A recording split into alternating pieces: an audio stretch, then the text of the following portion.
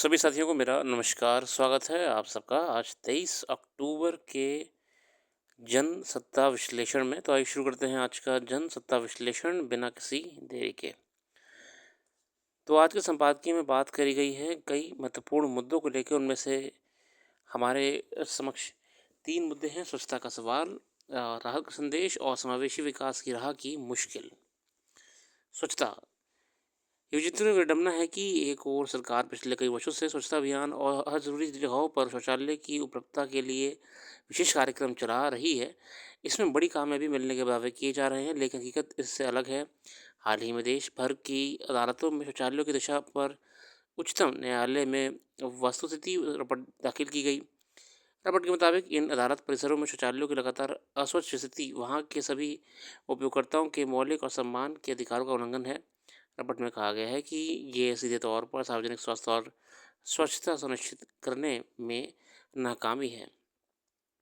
लेकिन न्याय का मंदिर जो न्यायालय होता है, वहां तक के शौचालय सरकार ने माना है कि बिल्कुल भी साफ नहीं है।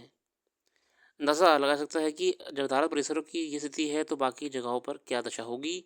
निश्चित रूप से अदालत परिसरों की ये तस्वीर सुजनक है, लेकिन यह केवल यही तक सीमित नहीं है। यहाँ भी देखने की जरूरत है कि क्या हर ज़रूरी जगह पर ऐसे स्वच्छ सार्वजनिक शौचालय मौजूद हैं जिसका उपयोग करने में किसी को हिचक ना हो। सच यह है कि स्वच्छता अभियान के एक दशक बाद भी कई जगहों पर सार्वजनिक शौचालयों की कमी देखी जाती है। जिन जगहों पर शौचालय बनाए भी गए हैं, वहाँ कई बार वहाँ की गंदगी देखकर लोग उनका इस्तेमाल नहीं करते। लंबी दूरी वाले मार्गों पर बहुत कम जगहों पर ये सुविधा है। ऐसे में शौचालयों की स्थिति या तो बिल्कुल दिखते ही नहीं है जगह जगह पे, या फिर है भी तो वो बिल्कुल भी साफ नहीं है। ये निराशाजनक है कि खुले में शौच मुक्त वातावरण देने का वादा करने और इसके लिए अभियान चलाने वाली सरकार ने शौचालय बनाने के दावे तो किए हैं, लेकिन उनकी साफ सफाई के मानक नहीं तय किए गए। नतीजा ये है कि इसकी समावेशी उपयोगिता का उद्देश्य ही हाशिए पर चला गया। 2 साल पहले हुए एक सर्वेक्षण में कई लोगों ने माना था कि शौचालयों की दिशा में कोई सुधार नहीं दिखता। अब सवाल है कि क्या केवल स्वच्छता का नारा देने भर से इसके उद्देश्य को हासिल किया जा सकता है। बहुत ही महत्वपूर्ण मुद्दा है ये वर्तमान में स्वास्थ्य और जनमानस के लिए बढ़ती शौचालयों के ना होने से सुविधा का। फिलहाल अगला है राहत का संदेश। करीब 1 महीने पहले जब अमेरिका ने प्रवासन नीति में एक बड़ा बदलाव करते हुए H1B वीज़ा और उसके लिए शुल्क में भारी फेरबदल कर दिया था, तभी से ज़मीनी स्तर पर उसके असर और खुद अमेरिका को प्रकारांतर से उससे होने वाले नुकसानों को लेकर आशंकाएं जताई जाने लगी थी। असल अमेरिका ने H1B वीज़ा जो वर्किंग वीज़ा होता है प्रोफेशनल्स का, जिसके माध्यम से ही आप अमेरिका में काम कर सकते हैं, तो उसकी नीतियाँ कुछ कठोर कर दी थी, फ़ीस बहुत बढ़ा दी थी डॉलर्स में, बहुत महँगा हो गया था, जिससे कहीं न कहीं आने वाली पीढ़ी के लिए अमेरिका जाके काम करना लगभग असंभव सा दिख रहा था। मगर इसके दोनों तरफ नुकसान थे। अमेरिका तंत्र को भी ये कहीं न कहीं एहसास हो गया था कि अगर हमारे पास भारत के या इमिग्रेंट्स जो हैं, वो नहीं आएँगे, जो कि बहुत टैलेंटेड होते हैं, तो कहीं न कहीं इससे उनकी जो अर्थव्यवस्था है, वो भी डगमगा जाएगी आज नहीं तो कल। क्योंकि अमेरिका जैसे देशों को वास्तव में इमिग्रेंट्स ही चला रहे हैं, जो कि कई एशियाई देशों से आते हैं, बहुत टैलेंटेड होते हैं, और उनका ना होना कहीं न कहीं पूरी अर्थव्यवस्था को नुकसान दे जाएगा। हालाँकि तब भी ये उम्मीद की गई थी कि अमेरिका के राष्ट्रपति डोनाल्ड ट्रंप बीते कुछ समय से अमेरिका के हित के नाम पर जिस तरह के फैसले कर रहे हैं, उसमें संभव है कि H1B वीज़ा के संबंध में घोषित नए नियमों की जटिलता और उसके व्यापक असर को देखते हुए फिर किसी बदलाव की गुंजाइश बने। जब H1B वीज़ा के लिए $1 लाख शुल्क लगाने की घोषणा हुई, तो उस पर खासा विवाद शुरू हो गया और इस फैसले के लिए दुनिया भर में ट्रंप की आलोचना होने लगी। तब इस फैसले के बदलाव करने कुछ राहत दी गई कि नया शुल्क नए आवेदकों के लिए होगा। यह वहाँ वर्षों या दशकों से रह रहे अन्य देशों के प्रवासियों लिए थोड़ी राहत की बात थी, लेकिन इससे लेकर कई आशंकाएं बनी रहीं कि आने वाले दिनों में इसका व्यवहार में कैसे असर पड़ेगा। एक समस्या ये भी खड़ी हुई थी कि शुल्क की घोषणा तो कर दी गई, लेकिन उसमें किसी तरह की छूट आदि के बारे में स्पष्ट नहीं किया गया था। यही वजह है कि इस नए नियम से प्रभावित होने वाले लोगों के बीच असमंजस की स्थिति बनी हुई थी। अब ट्रंप प्रशासन ने इस संबंध में कुछ उद्योग को स्पष्ट किया है कि किन्हें ये शुल्क देना होगा, उसे चुकाने की प्रक्रिया क्या होगी और इसमें छूट के लिए आवेदन कैसे किए जा सकेंगे? अमेरिका नागरिकता तथा वतन सेवा यानी या यूएससीआईएस की ओर जारी नए निर्देशों के तहत ये शुल्क सभी आवेदकों को नहीं देना होगा। जिन आवेदकों ने अपनी स्थिति में बदलाव कराने या अमेरिका की प्रवास या अपनी वीज़ा अवधि बढ़वाने का आवेदन किया है, उनमें भी ये अतिरिक्त शुल्क नहीं लगेगा। मतलब कि अब राहत ये मिली है कि पहले डर लग रहा था कि जो लोग रिन्यूअल कराने जाएँगे, क्या उन्हें भी ये भारी मात्रा में फ़ीस देनी पड़ेगी?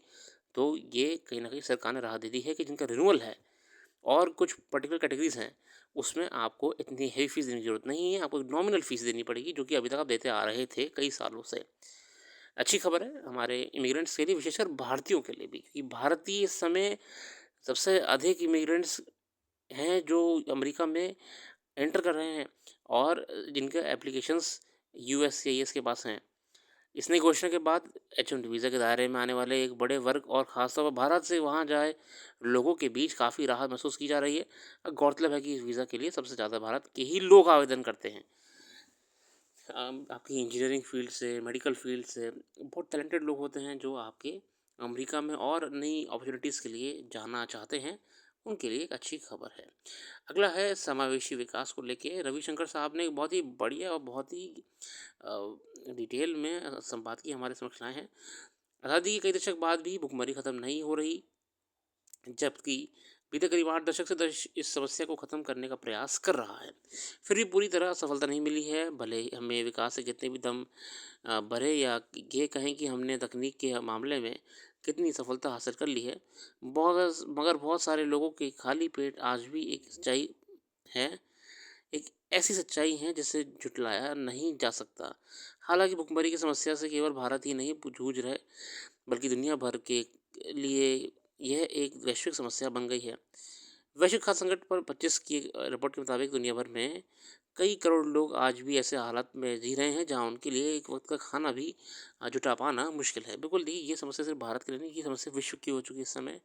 और विश्व में कई ऐसे क्षेत्र हैं, कई ऐसे युद्धग्रस्त क्षेत्र हैं विशेषकर, जहाँ पे भूखमरी बहुत बड़ी बीमारी। वर्तमान समय में प्रत्येक देश विकास के पथ पर आगे बढ़ने का दावा करता है। अल्प विकसित देश विकसित देश बनना चाहते हैं, तो वहीं विकासशील देश विकसित देशों की श्रेणी में शामिल होना चाहते हैं। इसके लिए वहाँ की सरकारें प्रयास भी करती हैं और विकास के संदर्भ में अपनी उपलब्धियाँ गिनती हैं। यहाँ तक कि विकास दर के आंकड़े से ये अनुमान लगाया सकता है कि कई देश किस तरह विकास कर रहे हैं। बिल्कुल डेवलपिंग नेशन से डेवलप बनना चाहते हैं। डेवलप्ड नेशंस कई ऐसे आंकड़े लाते रहते हैं, इससे पता लगता है कि देश बहुत तरक्की कर रहा है उनका। और कई कई आर्थिक मापदंडों पे, मानकों पे बहुत ही ऊँचा खड़ा हुआ है। जब कोई ऐसा आंकड़ा सामने आए जाए जो ये बताए कि अभी तो देश भूख जैसी समस्या को भी हल नहीं कर पाया है, तब विकास के आंकड़े सवालों के घेरे में लगते हैं। जबकि रियलिटी देखें तो जितनी बड़ी-बड़ी बातें करी जाती हैं देशों के द्वारा, अगर हम उनके हंगर इंडेक्स को देखें या फिर कितने लोगों को वहाँ भरपेट भोजन मिल पा रहा है। भारत की बात करें, भारत में कितना बात की जाती है कि कितना विकसित हो चुका है भारत। बीते कई सालों से ऐसा विकास कभी किसी ने देखा नहीं है। मगर एक विरोधाभास भी भारत में ये है कि कई लोग भूखे पेट सोने को मजबूर हैं या फिर न्यूनतम पर्याप्त भोजन उनको नहीं मिल पा रहा है। हम अब भी दुनिया की भूखमरी, खाद्य असुरक्षा और कुपोषण से छुटकारा दिलाने के लक्ष्य की दिशा में वंचित रफ्तार से काफ़ी पीछे हैं। दुनिया में स्वस्थ आहार तक पहुँच भी गंभीर मुद्दा है जो दुनिया की एक बड़ी आबादी को प्रभावित कर रहा है। साफ है, भूख भूख की समस्या को पूरी तरह समाप्त करने के लिए अभी लंबा रास्ता तय करना बाकी है। मगर गौर करने वाली बात यह है कि एक और घरों में रोज़ रात का बचा हुआ खाना बासी समझ कर सुबह फेंक दिया जाता है, तो वहीं दूसरी ओर लाखों लोग ऐसे भी हैं जिन्हें एक वक्त का खाना एक नसीब नहीं होता है। भारत में भी केंद्र और राज्य सरकार खाद्य सुरक्षा के लिए तमाम योजनाएं चला रही हैं, मगर इनका पूरा लाभ गरीबों तक भी नहीं पहुंच पाता। यही वजह है कि बड़े पैमाने पर लोगों को खाना नसीब नहीं हो रहा है। कई योजना चल रही कागजों में सरकारों की, राज्यों की, मगर रिजल्ट नहीं दिख पा रहे हैं हम कहीं पे भी। अब रीज़न्स क्या हैं? रीज़न्स ये हैं कि बहुत ही करप्ट सिस्टम हो चुका है, पॉलिसीज़ प्रैक्टिकल नहीं है, एटसेट्रा एटसेट्रा। ये सिलसिला लंबे समय से चल रहा है और सरकार इसका हल खोज पाने में असफल रही है। ये ऐसी देश की तस्वीर है जहाँ दुनिया के सबसे ज़्यादा अमीर लोग रहते हैं। उनके पास इतना पैसा है कि पूरे देश की खुशहाली लाई जा सकती है, लेकिन गरीब जीने के लिए बुनियादी आवश्यकताएँ भी पूरी नहीं कर सकता है। फिर भी ये भुखमरी और गरीबी पर गौर करना ज़रूरी नहीं समझा जाता। ये वजह है कि सरकार को तमाम नीतियाँ सवालों के घेरे में आ जाती हैं। यह सरकार के विकास के तौर तरीके पर भी सवाल है। ये वस्तुस्थिति आर्थिक प्रगति का दावा करने वाले अब तक के सभी सरकारी दावों पर सवाल खड़ा कर रही हैं। और वही बात है कि जितनी बातें करी जाती हैं कि विकास की राह में बहुत बढ़िया प्रदर्शन कर रहा है भारत, मगर ऐसे आंकड़े प्रश्न चिन्ह खड़ा कर देते हैं कि क्या ये विकास उचित विकास है जहाँ पे लोग आज भी भरपेट या न्यूनतम खाना भी नहीं पा रहे हैं। देश में भुखमरी मिटाने का जितना धन खर्च हुआ है ये कम नहीं है। केंद्र सरकार के प्रत्येक बजट का बड़ा हिस्सा आर्थिक और सामाजिक दृष्टि से पिछड़े वर्ग के उत्थान के लिए आवंटित किया जाता है, लेकिन अपेक्षित परिणाम दिखाई नहीं पड़ते। ऐसा लगता है कि प्रयासों में यह तो प्रतिबद्धता नहीं है या उनकी दिशा ही गलत है। ऐसे में भारत जो वैश्विक आर्थिक शक्ति बनने की ये सपना देख रहा है, उसे सबसे पहले भूख पर विजय प्राप्त करनी होगी। बिल्कुल, पहले तो भूख पे विजय प्राप्त करिए, तभी आप विश्व में और देशों को लीड करिए। भूख आज भी दुनिया के सामने सबसे बड़ी समस्या है। ऐसी व्यापकता हर साल नए आंकड़ों के साथ हमारे सामने आती है, जिससे पता चलता है कि विश्व भर में भूख की समस्या कितनी गंभीर है। ऐसा नहीं है कि दुनिया के कई देशों में इसके लिए ज़रूरी संसाधनों की कोई कमी है। समस्या इच्छा शक्ति और सबसे ज़्यादा आर्थिक और राजनीतिक दृष्टिकोण की है। आज हर देश विकास के पथ पर आगे बढ़ने का दावा करता है। विकसित देश विकासशील देश बनना चाहते हैं, तो वहीं विकासशील देश विकसित देश की श्रेणी में शामिल होना चाहते हैं। इसके लिए उनकी सरकारें प्रयास भी करती हैं और विकास के संदर्भ में अपनी उपलब्धियां गिनाती हैं। यहाँ तक कि विकास दर के आंकड़े के अनुसार अनुमान लगा सकता है कि कोई देश इस किस तरह विकास कर रहा है और कैसे आगे बढ़ रहा है। ऐसे में जब कोई आंकड़ा ये बताया कि अभी तो देश भूख जैसी समस्या को भी हल नहीं कर पाया, तब विकास के आंकड़े सवालों के घेरे में लगते हैं। बिल्कुल, जब कोई देश का है कि बहुत तरक्की हो रही है, हो रहा है, वो हो रहा है, सबसे मेन चीज़ देखिए कि क्या लोग न्यूनतम खाना भी पा पा रहे हैं? दैनिक जीवन में जिस ऊर्जा की ज़रूरत है शरीर को, क्या वो उनको कैलोरीज़ मिल रही हैं? बस वहीं पे विकास की परिभाषा खोखली नज़र आएगी। बहुत बढ़िया संपादकीय लगा आज का। और ये आगे बढ़ते हैं अन्य खबरों की तरफ। तो नीरज चोपड़ा जी को लेफ्टिनेंट कर्नल का पद प्रदान किया गया। ये एक तरीके से रिस्पेक्टेड पीपल्स को दिया जाता है सांकेतिक के रूप में।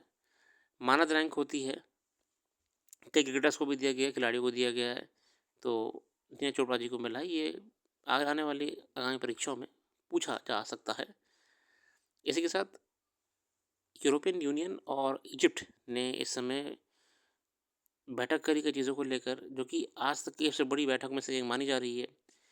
ऐसी अंतर्राष्ट्रीय खबरों को कवर करना बहुत ज़रूरी है एग्ज़ाम के पॉइंट ऑफ व्यू से, वो भी ऐसे समय में जब इसराइल और गाज़ा, इसराइल हमास युद्ध में मिडल ईस्ट, वेस्टर्न और यूरोप, इस पूरी जियोपॉलिटिक्स में बहुत तेज़ी से परिवर्तन देखने को मिल रहे हैं।